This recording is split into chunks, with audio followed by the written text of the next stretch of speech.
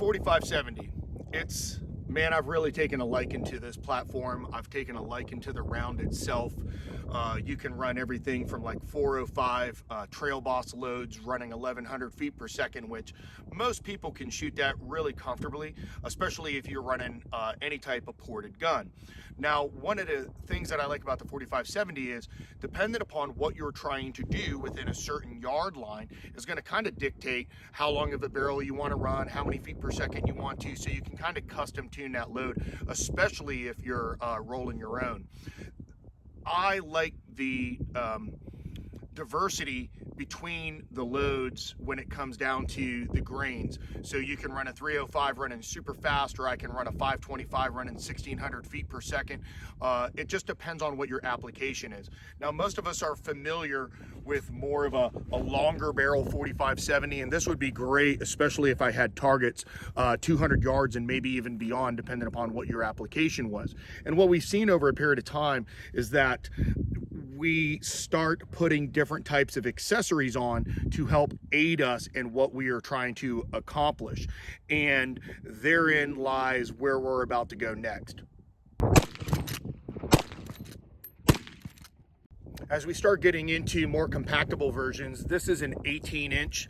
It is ported. The sights on it are a little bit better than standard. They're an excess sight. Rail systems start to get thrown on a gun. I would definitely stay away from Weaver, and that's just because with the amount of energy that comes out of this gun and the amount of abuse that this gun and the mounts and the screws and the optics end up taking, I want to make sure that I've got something that's really beefy in regards to handling that. So we end up getting something where we start making some modifications to make our job easier. I mean, if you're not going to run 405's Trail Boss running 1100 feet per second, then there's no reason, if I'm not going to suppress the gun, to not have a muzzle brake on it. I'd rather have a muzzle brake on this thing to tame it down, especially if you're trying to shoot either bigger grain bullets and or at a faster speed. So everything at this point is advantage to the shooter, so why not make it easier on us? However, we can take it to even another degree, and that's what we're going to talk about next: the Madpix Custom 4570 Thumper.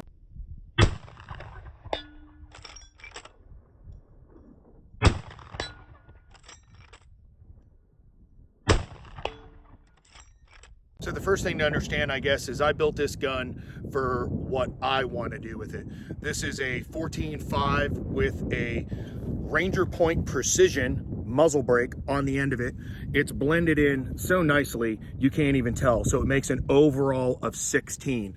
Since you guys are going to ask, it's going to hold 4 plus 1 in the chamber, and for me, my application is 150 and in. I don't want to take 200 or greater yard shots with a 4570.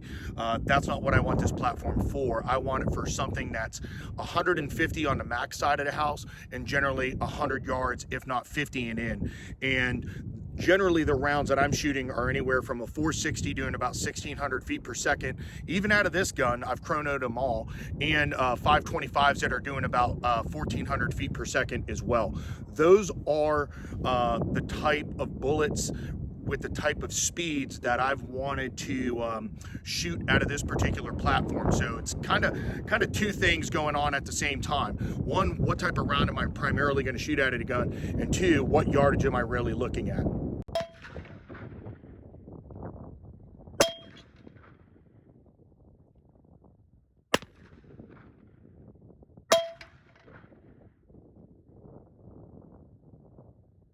The next thing I'm going to cover is some of the parts on the gun, and after I cover the parts, I'm going to talk to you about who did all the work, and I think that's really important as well. At least it is for me, because I'm not a gunsmith. I'm not going to end up doing this the way I really need to do it, and if I'm going to be serious about a build like this, I want it done correctly. So the first thing is, I already mentioned that Ranger Point Precision did the muzzle brake. You can go buy that on your own. I will tell you it makes a huge difference. There is a substantial difference between Magnaport in a 4570 or even that brake that I had on that 18-inch gun. This really tames this platform down, and I would imagine it would do an even better job if it was on a slightly longer barrel gun as well. Ranger Point Precision also makes this M-LOK rail that you see right here. It can take a lot of different types of attachments, any type of attachment that would normally be M-LOK friendly. One of the things that I like about it was they built in a QD cup right here. It's on both sides, of course. It's flush, it's out of the way. And for me, I really like that. I run one all the way up forward, and then I know it seems a little weird. I run it on the right-hand side of the gun. And the reason why I do is when a sling passes over my neck, I want it to go around my neck, back to the stock. I don't want it to snake underneath my neck and get real tight, especially when you're wearing coats and hoodies and everything else. I just don't like that being that tight on my neck. XS makes the sighting system on here. So when you look at the front sight to rear sight, and then of course the rail system as well, it's all done by them. It's a phenomenal job. It's a really nice, strong Picatinny rail, and I think that's really important, especially over some of the Weaver rails out there. I know some of them, you know, do well, but I want this thing really bolted down, especially with the amount of energy this gun puts out. Hoptic makes this forward quiver for the 4570. This one's a vertical one. It holds 6. They make a couple other ones that are side mounts. You can put them anywhere you want to, and that's one of the nice things about this particular rail system, is that I can move this type of equipment really anywhere I want to. Going back to this system, one of the things is setup, and you really got to take a little bit of time before you just throw shells in there. Read the directions. I do it shells empty. I take that little Allen they give you and I tighten it just a little bit. It doesn't take much. Then I put the shell in. You want the shell to almost, in my opinion, to have some scratches on it when you pull it out. And generally you want to have to twist as you're pulling it out. If you do this, the tension will be set properly. And what you're trying to avoid is you're firing this 4570 and your shells are falling out. So you don't want them really loosey-goosey in there where you can get them out easy, because as soon as you go to shoot the gun, they're going to end up falling out and walking on you. Once you're done, I'd highly advocate you do a little bit of blue Loctite on the back side of that Allen, and then you're set. Everything's going to be right where you need it. But this system that they do for the 4570 is awesome, and they also do it for other weapons that are out on the market, especially in the long range community as well. So take a look at their website. Ranger Point Precision, when we start to look at the trigger and the lever, all these components right in here, they do all that work as well. And I will say, man, when you have a gunsmith like Madpix wrenching on this gun with their parts, it's a great duo. The action on this gun is amazing.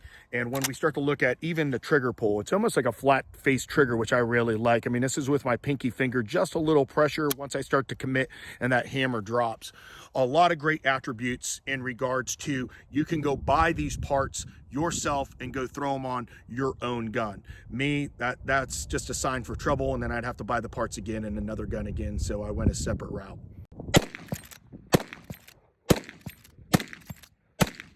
With XS's sighting system, it allows you to mount a variety of different types of optics on this particular platform.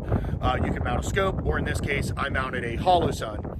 I really like this version of the Holosun. It has a side battery tray, as you can see right there on the opposite side. It's your button control.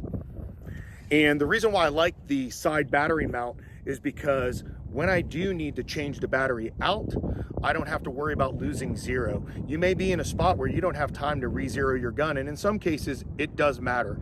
I've taken optics on and off guns before that have top screws to them, seen no shift, and on others I'm 3-4 inches, and that's at 25 yards.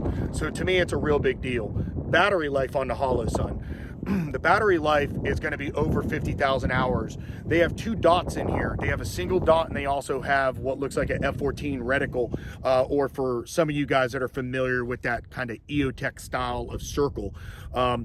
If you choose to utilize that, then you can also use that as more of a BDC for longer range shots. So I like the versatility in the optic, because sometimes I just want a nice clean dot. But if you know your holds, that other reticle, and it's just a functionality of the buttons, can really help you out. I put this optic on my other 4570 and I've shot hundreds and hundreds of rounds out of that platform, and this optic has done nothing but shine. So I really like the ruggedness of the Holosun and the abuse that this thing can take, especially on a platform like this. So for me, it was a great way to go.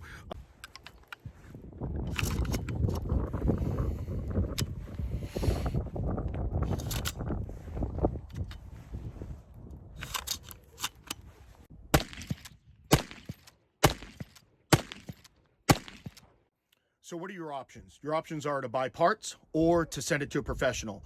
And I took my Marlin, sent it over to Madpix Customs, and they do a phenomenal job. If you send one gun to them and you get that gun back, what's going to end up happening is you're going to send another gun to them as well to have them to work on it. And they've got an extensive wait list. They got a wait list, and it's probably going to take you 6 to 8 months. Just fire and forget. Just send it to them. Don't worry about it, and you'll get it back at some point. The quality, the workmanship, that's what you're sending a gun to them for. I mean, there's a reason why Marlin was acquired by another company, and we're all hoping that other company is going to start producing some really good Marlins again. And when we start to look at where the problem is, it's usually in this ejection port loading area right here. The triggers suck, they're really rough, they're grinding on one another. You look at the way the parts are inside and what the gun's almost beating itself up. So for me, I don't want to just put parts on my gun. I need the action and all the components to be working seamlessly together. When I throw this gun up and I kick that lever out, I don't want to have to put in a lot of effort, and I want that trigger to be really nice and smooth as well. As the rounds are loading from the tube into the chamber area, I want that to go as effortless as possible. I don't want them getting hung up, especially if I'm in an area where I'm worried about big game and then all of a sudden I've got something moving on me. The last thing I need is a shell to get locked up in there. So again, everything comes at a cost. Are the guns a little pricey? They are. Well, why don't you not go buy another AR? I mean, I have a few ARs, but this gun is completely different and unique. And what I will tell you is this: when a lot of my clients shoot this gun, because I'll bring it with me in classes and everything, when guys shoot this gun, the next thing they do is get on the phone and they start making that phone call. And it's just a lot of fun to shoot. It's a super cool gun to have, and you can do it in whatever configuration you want to. I know a lot of guys will do it in this model, but they'll have a threaded barrel because they're going to run suppressed. And then of course just take it and do nothing but hog hunt with that thing. I know a lot of guys that'll either run a break on an 18-inch gun or a threaded barrel on an 18-inch gun. They do it in other calibers, 30-30, 45-70, 44 mag. You just grab a Marlin, or now they're starting to do work on Henrys, and send it to them, and they will do the rest. But I guarantee this: one, you won't be disappointed. Two, it's going to start costing you a lot of money because you're going to send them another gun right after you get the first gun. So just something to think about as an option of a great company doing a lot of really good work. Madpix Custom, 4570 Thumper.